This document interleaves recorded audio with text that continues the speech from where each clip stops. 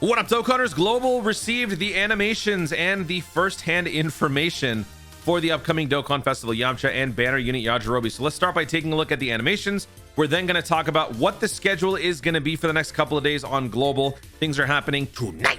Things are happening tomorrow night. And then we're also going to be talking about should you or should you not summon. So with that said, let's jump in and take a look at the animations first and foremost. Here we go. Hope the dubbing is good here. Oh yeah, and of course my theme song. I haven't done a Yajirobe voice impression in a long time. I don't even know how to do it anymore. How do you?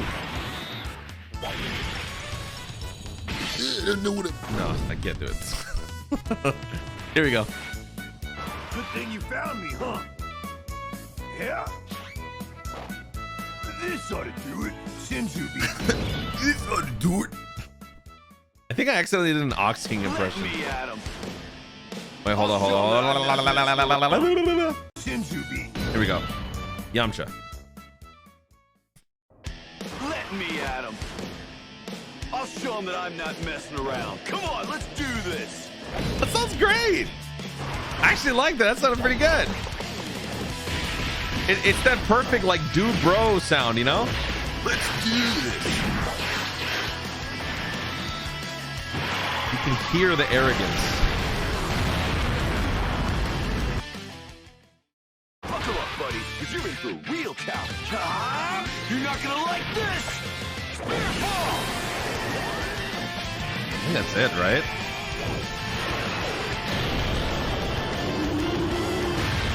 Animations look good, and the voice acting sounds good. I think if I have to nitpick, though, there was like one part where it seemed like they kind of just compressed a bunch of lines together really quickly. It didn't really seem like it was a voice acting problem. It was more like an editing problem. I think it's right here. Also, when he said buckle up, I did not hear buckle. I heard something very different. Buddy, because you're in for a real challenge. You're not gonna like. Yeah, it's like, you're in for a real challenge.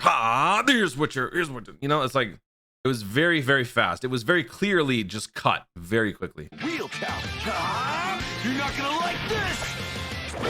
But I think it still sounds good. So let me know in the comments what you guys think about the voice acting. Is this a global dub or a JP dub? I know a lot of you are probably just gonna say JP dub, but just, you know, be objective. What do you think about it? Let's jump in and take a look at the units and the scheduling. So this is what's gonna be happening tonight. We are going to be getting the April Fool's units, and then tomorrow night YAMCHA will be dropping. So we are not getting a summon tonight, and it's kind of a bit of a weird situation right now because JP just got their Kale Dokkan Festival 2 days before Global got theirs. So yeah, both versions are eventually going to be coming back for Golden Week, but Global's going to have a little bit of a slow start here. So this is how it's going to play out. Coming up tonight, 6 hours after reset, Bulma, Saiyaman 1 and Videl, and the new April Fool's units will be dropping on Global. The Super Saiyan Goku is the new April Fool's, so I know a lot of you guys were hoping Saiyaman Hercule Super Saiyan, not happening. I personally wanted Cell being absorbed by Krillin, not happening. We're instead getting a very wholesome free-to-play SSR for the April Fool's. Now, I don't know what the April Fool's element is going to be. Could this perhaps be something like, I don't know, like it has like an intro and well, no, it doesn't have an intro animation, it already says. I was just hoping for maybe some sort of like opportunity to show us like Krillin chucking the rock at Goku's head. Because if you guys recall, this is the Goku's day off, right? After they emerge from the hyperbolic time chamber, Gohan and Goku have fully mastered Super Saiyan. And I think this form is actually identified in the manga as mastered Super Saiyan or full power Super Saiyan. Super Saiyan Maximum, I think. So they just wanted to take some time to relax, just put their minds at ease before the Cell games. And I mean, I love this outfit, so I hope this unit's actually pretty good. Goku's family key plus 2, 30%. I will say though, when I saw this before recording this video, I only saw the leader skill. I thought to myself, could this be an LR? And I had to quickly deconfirm that it's not, courtesy of Proton, because the hidden potential nodes don't total to 5,000 points. It totals to 3,000. So this is not an LR in the making. For the super attack, greatly raises attack for 1 turn, causes supreme damage, and recovers 5% health. Okay. Attack and defense plus 159%, plus an additional attack and defense plus 41 when performing a super attack. Oh, wow. Actually, that's crazy. 5/9 plus April 1st equals 200%. That's, wow, okay. This is an SSR, right? Is it? This is an SSR, bro. Okay, recovers 5% HP if 90% or less at the start of the turn. Okay. High chance of guarding all attacks if HP is 60% or less at the start of the turn. Recovers an additional 10% if HP is 30% or less at the start of the turn. Yo, what the heck, dude? Bond of parent and child allies, key plus 1 attack and defense plus 20, plus an additional damage reduction of 30% when guard is activated if there is another Goku's family category ally attacking in the same turn. Dude, that is a lot for an SSR collectible unit. That is insanely good. You got to remember, this is a free-to-play of the lowest order. This is a collectible unit, a gimmick character, and yet it seems to be pretty decent. And with Bulma setting the stage to potentially be the best free-to-play unit out there, this is definitely boding well for the future of free-to-play. So I very much like that. This definitely makes me want to run the Tech the Tech Super Saiyan Gohan with this guy, because the two share 5 links and they're from the same exact moment. You know, this is very nice. Actually, this is a little bit later because Gohan changes his outfit to study and stuff like that. But attack and defense plus 158, reduces damage received by 30%, and additional stats when there's a Goku's family category ally attacking the same turn or on the team. So this might be a fun. They both fit the 200% leader skill. Android Cell Saga Super Saiyans. This could be a fun showcase with these two, boy. Okay. Yeah, look out for that one, because that's going to be fun. All right, moving on now. So with this guy being the new April Fools, let me know in the comments how disappointed you are about it not being Hercule or Cell or whatever. We're going to be getting the EZAs for the Great Saiyaman 1 and Videl, as well as Bulma. Now, with this, the events will be getting some sort of a revamp. Perhaps there will be some enhanced drop rate. You're most definitely going to have to go into the Bulma event for sure to get the medals to awaken, because at the moment, only the SSR is available, right? You have to get the TR before you can do the EZA. And if you're... Look, normally I don't point this out, but I would say that you guys should farm up an extra copy of the free-to-play Bulma. The hidden potential nodes are all taken care of in the event. You don't have to waste any hidden potential orbs or anything. But having a TUR and SSR version of this Bulma, I think is pretty great, because even at the SSR level, this unit is really good for what it is. So yeah, if you guys are free and you have nothing else to do, might as well farm out an extra copy, Rainbow, of the Videl, or what am I saying? Bulma, and you will not be wasting any hidden potential orbs for it. So that's going to be dropping tonight. Like I said, 6 hours after reset.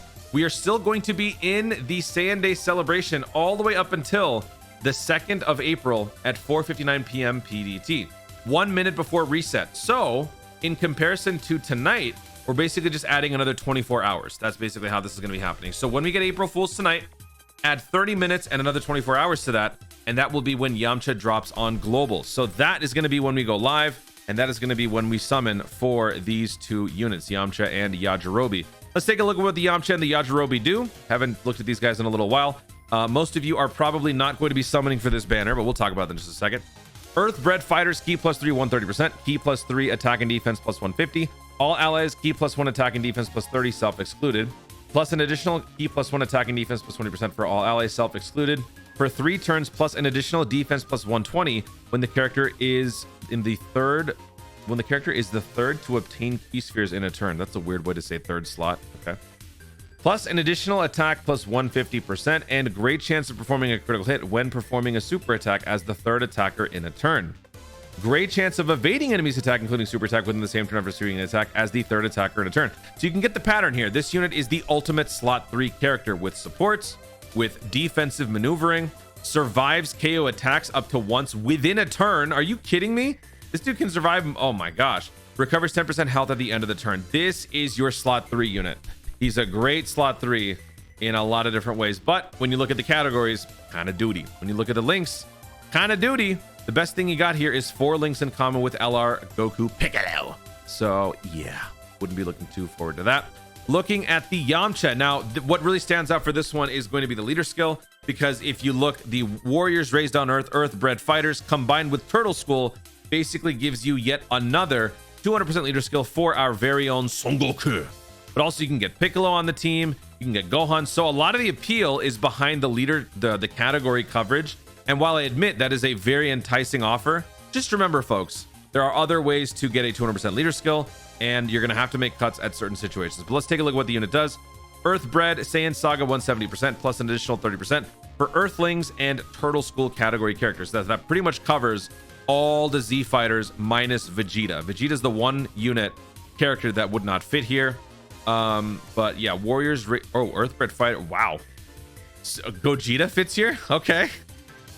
Sure. I mean, yeah, by extension, any variant of Goku would be a warrior raised on Earth, right? So that's just such a bizarre thing to look at, is it not? Gogeta? That's so crazy.